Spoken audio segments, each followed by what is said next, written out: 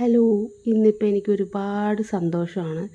ഇപ്പോൾ ഞാൻ വീടും പൂട്ടി ഇറങ്ങുന്ന വേറെ എങ്ങോട്ടുമല്ല, ഞങ്ങൾ ഒരാഴ്ചത്തെ ലീവിന് നാട്ടിലോട്ട് പോവുകയാണ്. അങ്ങനെ എന്താ പറയുക, ഇറങ്ങാൻ നേരത്ത് നല്ല മഴയും കാര്യങ്ങളൊക്കെ ആയിരുന്നു. ബസ്സിൽ റെയിൽവേ സ്റ്റേഷനിൽ പോകാനായിരുന്നു പ്ലാൻ.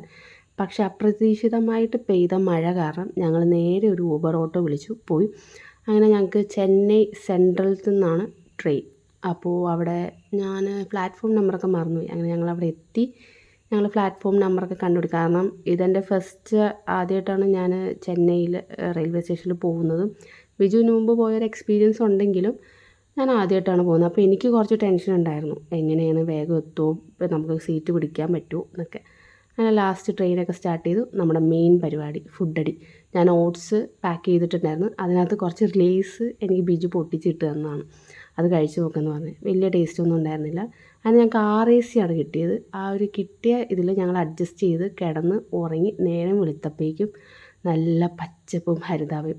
മനസ്സിനപ്പം കിട്ടിയൊരു സന്തോഷം എൻ്റെ മക്കളെ പറഞ്ഞറിയിക്കാൻ പറ്റത്തില്ല. അങ്ങനെ അവിടെ നിന്ന് ഞങ്ങൾ യൂബർ പിടിച്ച് ഞങ്ങൾ നേരെ ബിജുവിൻ്റെ വീട്ടിലേക്കാണ് ഞങ്ങൾ പോകുന്നത്. അവിടെ മമ്മിയും പപ്പയും ഉണ്ടായിരുന്നു ഞങ്ങളെ സ്വീകരിക്കാനായിട്ട്. അങ്ങനെ ഞങ്ങൾ അവസാനം 6 മാസത്തെ ഇടവേളയ്ക്ക് ശേഷം ഞങ്ങളെ വീട് കണ്ടു. അപ്പോൾ ശരി, ബായ്. എല്ലാവർക്കും ഹാപ്പി ഓണം.